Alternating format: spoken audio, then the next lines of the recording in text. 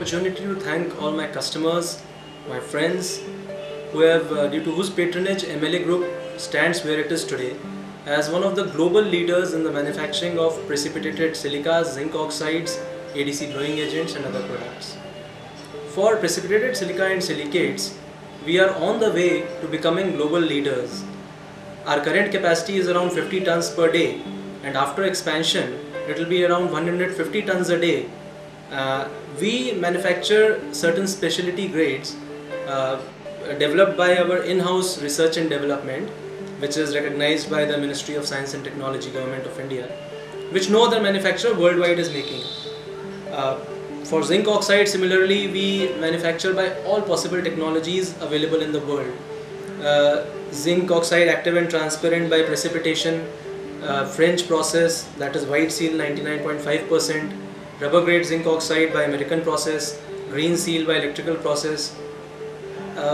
Due to this, we have a unique position in the zinc oxide market and a flexibility which no other manufacturer is in a position to offer to polymer customers.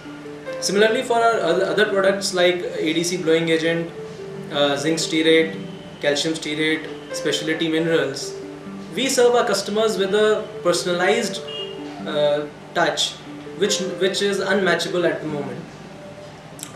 I would request to come and join hands with us, and I am sure you will love our association. Lastly, I would like to make an appeal to all my fellow industrialists, to my customers and other Indian fellow citizens who may be watching.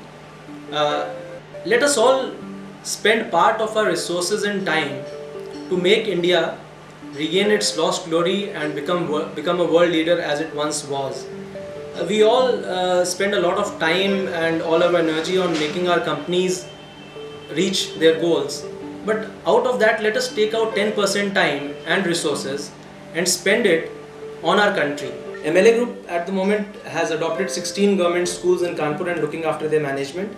We have carried out extensive plantations in Kanpur, and we would love to share all those experiences with you.